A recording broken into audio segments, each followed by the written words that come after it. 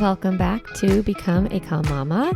I'm your host, I'm Darlene Childress, and on today's episode, I want to give you a little late summer pep talk because I know that the summer, we often start out feeling really encouraged and hopeful, and we have all these weeks ahead of us, and we're imagining, playtime at the pool and late nights having ice cream or s'mores and just really like fun memories and time to do projects around the house and play games and all of this stuff, right? And then we get to like week 6, week 7, and it starts to really weigh on us of just like, oh my God, these kids are so annoying. They keep fighting. They don't ever seem happy. Everything I plan, they're grumpy, and it just sucks. So I know that that's normal, and I want to normalize that for you if you are feeling that way. And I also want to give you some strategies of how to kind of get out of that late summer funk that is so easy to get into. Now, I was already thinking about doing this episode, and then I ran across this Instagram post from a woman who calls herself the Mama Attorney, and you can find her at Instagram. And she often writes about how there's a lot of inequity and family burdens in the legal system and, like without having paid family leave. And she compares our country to other countries and all of that. So I really like her site because she's forward thinking. But this one post that she posted made me laugh because it was essentially the messaging that moms and parents get in the summer. And it was a couple of different slides. So I'm going to read a couple of them to you because I think they're really interesting and funny. So the first slide says, Summer for Parents, Society. This is the message of society. It says, your children are always home and must have good memories of summer, and you only get 18 summers with them. And if you cannot provide good memories of watermelon and pool games and exotic places, then they will have sad memories, and that's all your fault. So that's the first message we get. Then we get a second message from capitalism, from our economic system that says, we don't take a break here. You can't skip a beat or you will lose everything and get fired. And if you take paid time off, you may still be fired. But if you are on vacation, make sure to check email because no one else is taking time off. So if you can't keep up, it's all your fault and you will be fired. So on one hand, we get this message of like, you're supposed to be relaxed and enjoy your children and take them on trips. And then if you're working, you get this message of like, yeah, but not really because you need to be present in your job. Then, of course, you have your children who are actual human beings that you're parenting in the summer. And the message from them says, kids, I'm hungry. I'm bored. What are we doing today? Can I have a snack? I can't swim, so you can hold me while I splash water in your eyes and kick your throat. I'm mad. I'm sad. Ice cream. I'm bored. I'm hungry. And it's all your fault. So here we are trying to make great memories while maybe working, while also giving our children all these wonderful memories. And our children are just relentlessly needing to be parented still and have all their big feelings. So you think, okay, I'll send them to summer camp. And then here's the message of summer camp. It's $3,000 a week, even though we only hire teenagers and we're only open 3 days a week for 2 hours per day and only 1 week per summer. So you'll need 8 different versions. And also, if you did not sign up by September of last year, you lost your spot and that's all your fault. So you can see the theme here, right? Then you have your body, your actual human body as a human, as a person, as a woman. And your body is saying, I'm exhausted and it's hot and I just want to lay down and relax. This pace is unsustainable and I need a break. Summer is supposed to be for rest and joy and beach reads and you're not doing any of that. So I'm going to start breaking down and it's all your fault. Yeah? So maybe you're feeling this way. I noticed this one commenter in the, on this Instagram thing. She says, summer is beyond stressful. Camps are so expensive. And then before and after care is another story because of course, summer camps can't start at normal times and end at normal times like school. And kids can't even go to the same camp. She says, the end of day exhaustion and chaos is all I get except for the precious weekends when we try to cram 5 days of work of cleaning, laundry, next week camp prep, grocery shopping, summer memories, all in the weekend. She said, I hate it so much. Then she says, and summers as a kid, were magical to me, and it's sad. So maybe you're feeling this right now. You're feeling like, man, I haven't done a good job this summer. I'm like totally not doing it right. Other moms seem to be happier. Other families have it easier. Other kids are enjoying themselves more. I just want to normalize. I mean, this post had hundreds of comments. you are not alone if you are finding the end of summer that like, it's not quite the end, right? Because we're not quite into back to school prep and all of that. It's just like these doldrums, this sort of late summer, yeah? So you're not the only one feeling that way. If you're having a great summer, I love that for you. Like just stop listening to this episode. Save it for next year. You don't have to listen anymore. But if you're struggling, if you're burned out, if you're feeling like your kids are out of control, you're resentful, you're overwhelmed, then this is your episode. So the first part of this pep talk that I want to give to you is whatever you've done, it's enough. I really want you to think about that. That like this woman who posted on the Instagram post, the commentator, she said, "Summers as a kid were magical to me. It's sad." So she has this thought that her kids are having a bad summer, that they're not having a magical summer because they go to camp and because the weekends are sort of busy with life. And that just is a misconception of how children experience things.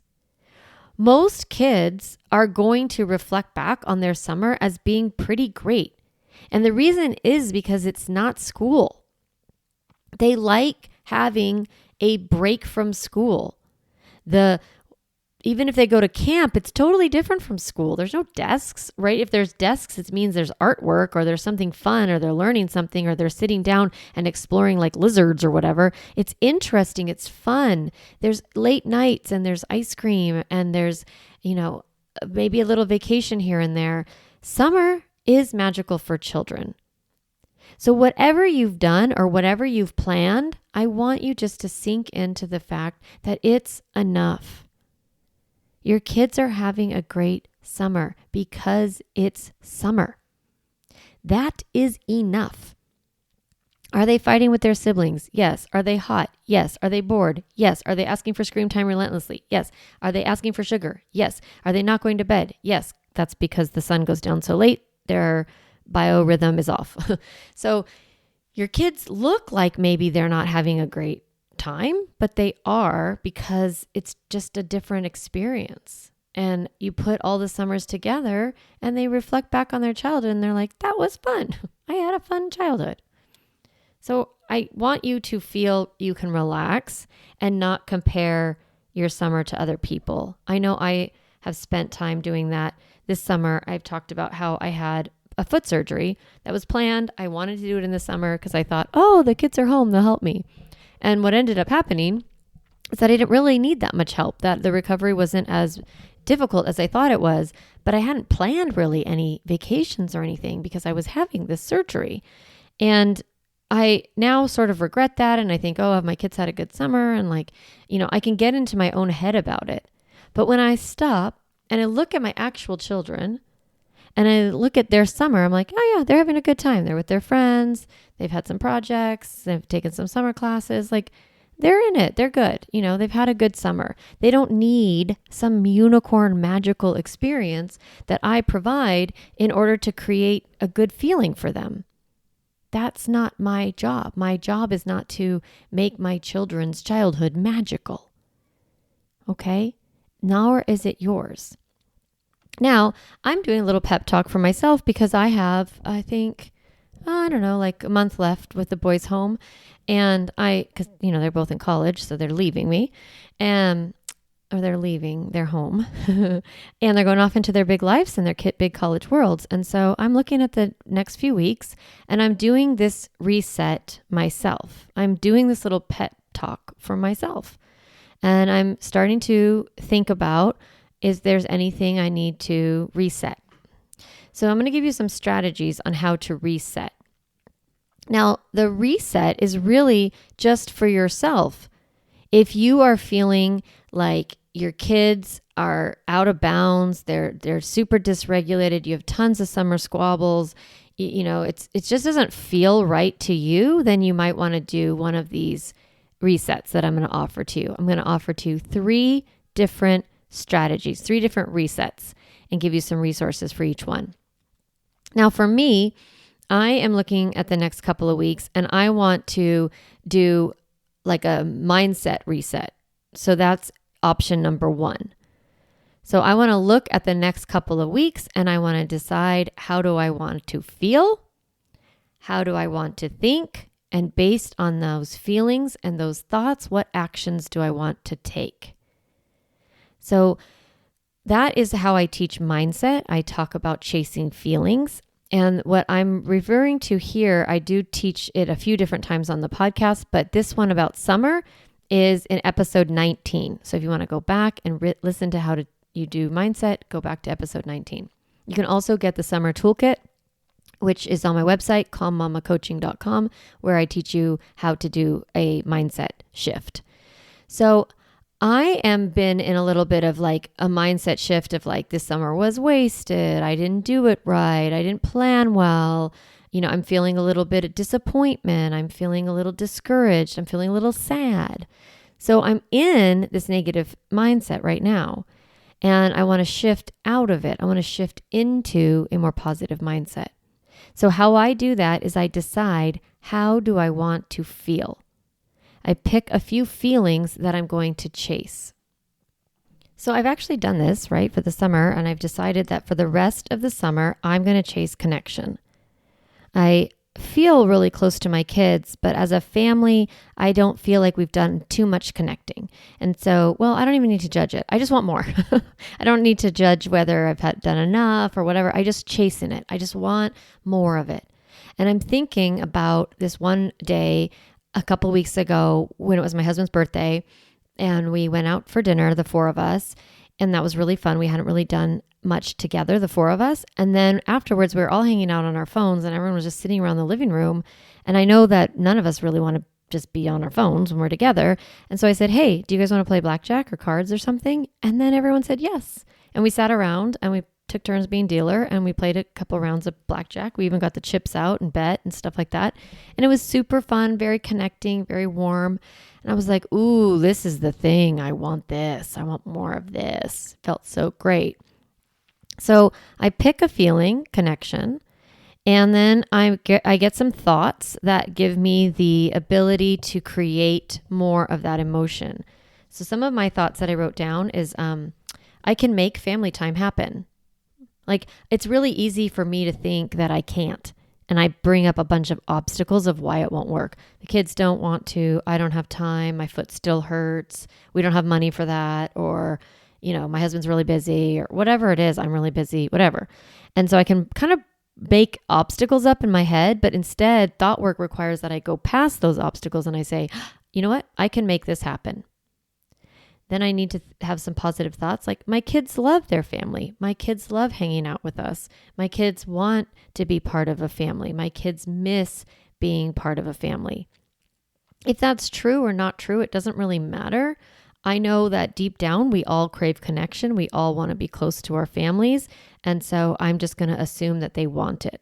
They may not want it the way that I provide it, but I know that they do. So that's just a thought I'm choosing to think. I'm also choosing to think connection happens. Connection happens in simple ways. I don't have to make some beautiful big trip in order to for all of us to connect. I can find simple little moments of connection. I'm also going to remind myself time is not running out. I have plenty of time. 4 weeks is plenty of time. I want to really be able to get my head around not thinking that I am in scarcity. I don't want to be thinking I'm in scarcity of money, time, or energy. I want to instead be thinking I have plenty. I have plenty of time. I have plenty of energy, and I have plenty of money, which of course I have plenty of money is true. I have plenty of money, and then I need to figure out what I can afford to do if I want to do something like we all go to do golf and stuff or whatever. Do I have money for that? I have to look and decide. And if I don't, then I can come up with a different way to get that to make that happen. We can just pretend to do golf and stuff at home or whatever it is. Okay. It's not too late. That's another thought I'm choosing to think. It's not too late. I have time. Now, from my connection and my thoughts, I'm going to create some actions. I'm going to decide, what do I want to do? And then I'm going to ask my kids if they'd be willing to do these things and if they're interested. And if not, we'll brainstorm together. And I'm just going to stay committed to creating this. I also need to be open to the fact it might not happen all four of us. It could happen just me and the kids. It could happen individually. With me, with one kid, me with the other kid. It can look different. It doesn't have to be what I decide in my head, like, oh, we're all going to do a big beach day or something. Like, I don't need to be so specific. If that's an idea I have, I can pitch that. And I need to be open and just keep deciding. Connection can happen. I can get what I want. So that's sort of how mindset works. And if you need to reset your mindset, you just pick a feeling. I often pick fun, which apparently some people challenge me that say it's not a feeling, but I don't know. I like thinking of it as one. I just chase it. I chase fun, and then I have thoughts that align with fun, and then I create actions that are fun. Peace, joy, calm, hope, connection, acceptance, kindness, generosity, openness, positivity. You pick a feeling. You come up with some thoughts that will help you feel that way. Those are like little mini mantras or like little perspectives, that you come up with. And then make a list of some actions that might help lend to getting you the thing you want for the rest of the summer. So that's summer mindset. Now, a couple other options that you can take when you are feeling burned out or feeling discouraged or feeling overwhelmed by the summer. Another option is a summer limit set reset. Okay. So a big thing that happens during the summer is that we go outside of our boundaries and we get loosey-goosey on bedtime, on sugar, on screens. We can kind of get out of bounds. And why we have, healthy diets and good bedtimes and limited screen time and things like that is because it helps our children's nervous system. It helps them stay regulated. It helps them manage themselves and be better so they behave better. It makes them feel good, right? So that's part of why we have all that structure. It's fun in the summer to let the structure go and feel a little bit more free. It's nice for you because maybe you don't need to be on top of everything. You're like, whatever, cereal's great, eat up, I love that. I want you to be able to be flexible. But if you feel like everything's really out of bounds, then you can, take a beat and reset back to your traditional, your typical, your personal family rhythms. So if you feel like you're out of balance, then, go back to a couple days a week where you go back to your old routine. They go to bed at this time. We eat dinner at this time. We only have an hour a day of screen time, or we don't have screen time Monday through Thursday. Whatever those kind of normal rules you have during the school year, go ahead and build that back in. Maybe just one day you do a little limit set reset, or maybe for a few days, or maybe you just decide, on a Wednesday, you're like, okay, tomorrow and Friday, we're not doing anything. We're going to keep it simple. We're going to get back to the routine. If something comes up, no problem. You just know, I always have that in my back pocket. I can always get back to our rhythms. I can always get back to our limits.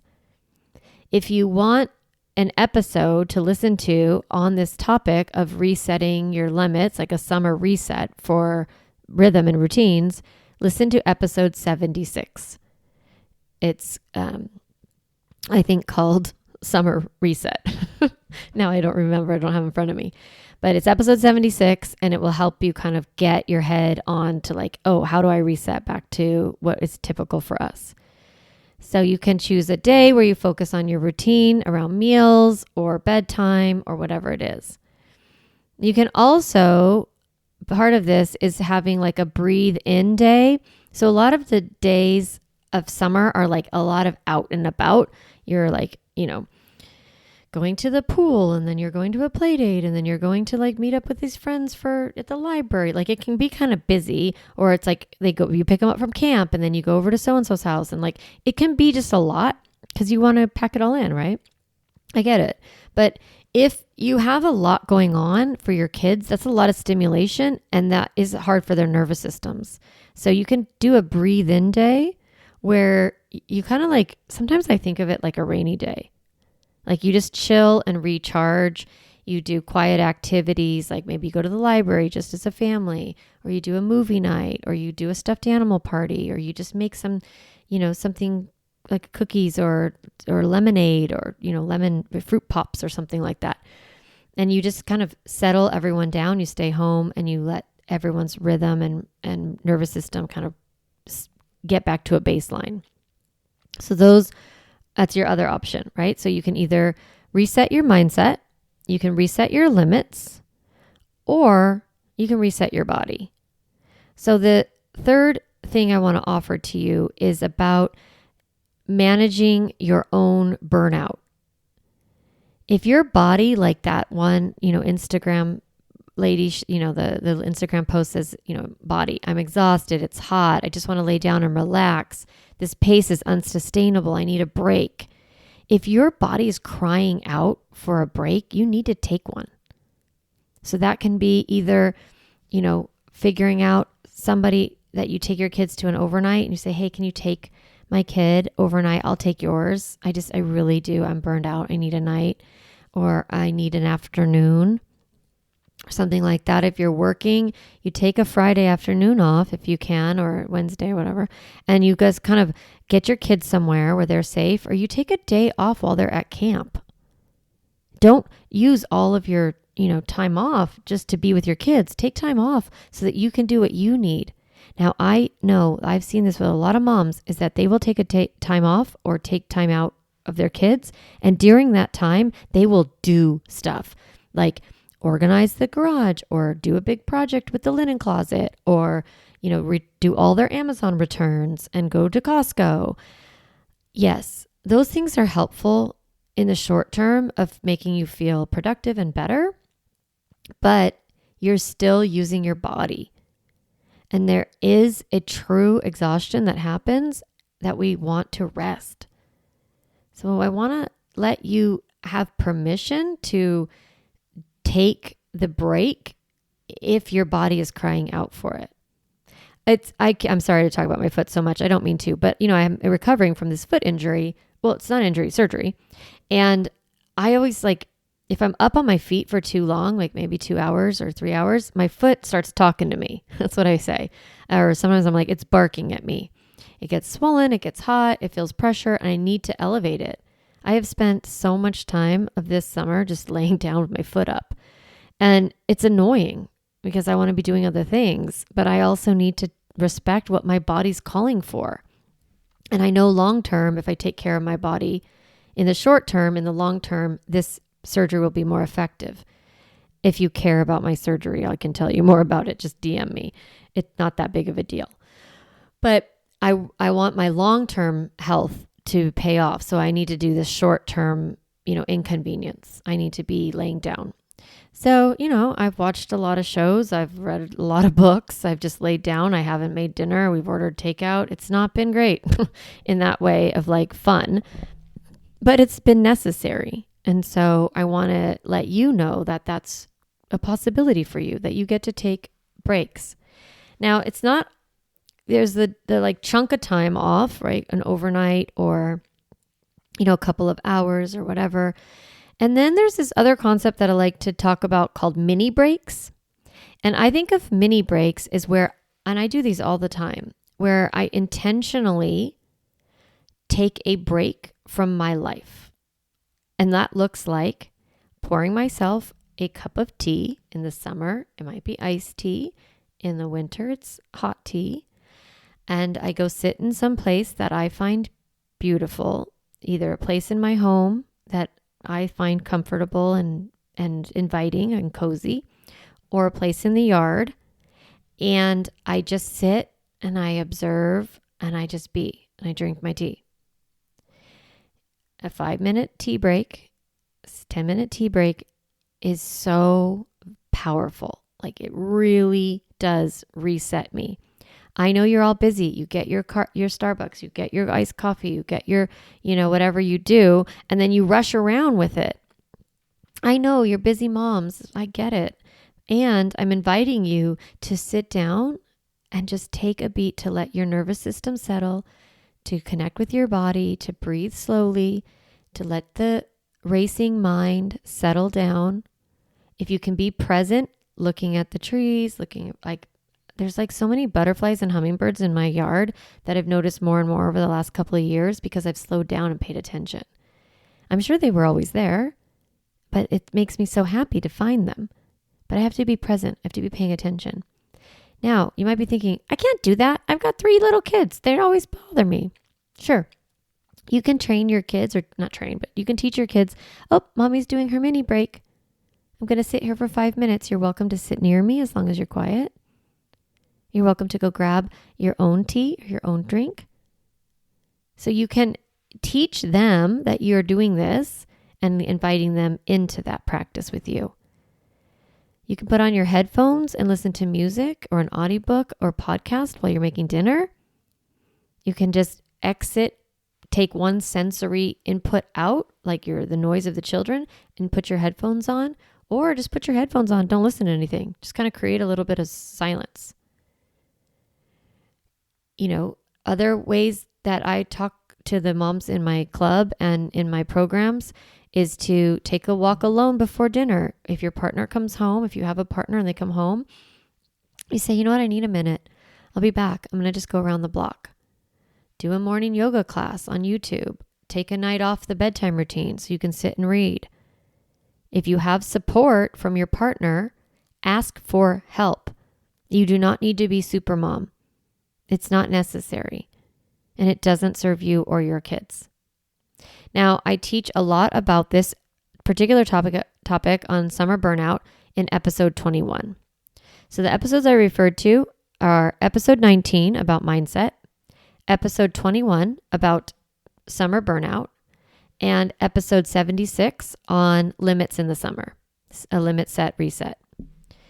So again, I want you to feel as powerful. I want you to feel empowered. I want you to feel confident. I want you to feel content. I want you to feel hopeful. I want you to look at the past 6 weeks of summer or however long it's been. I literally have not looked, but look back at it and think, good job. Good job, mama. We did it. We've been showing up. We've been planning the things. We've been creating as much love and joy as we can. And our kids are happy. Look at that. Good job. I would like you to put a little, pat yourself on the shoulder and tell yourself a positive story about the last few weeks. And then reset, looking forward and figuring out, what do you need? Do you need some more limits and rhythm?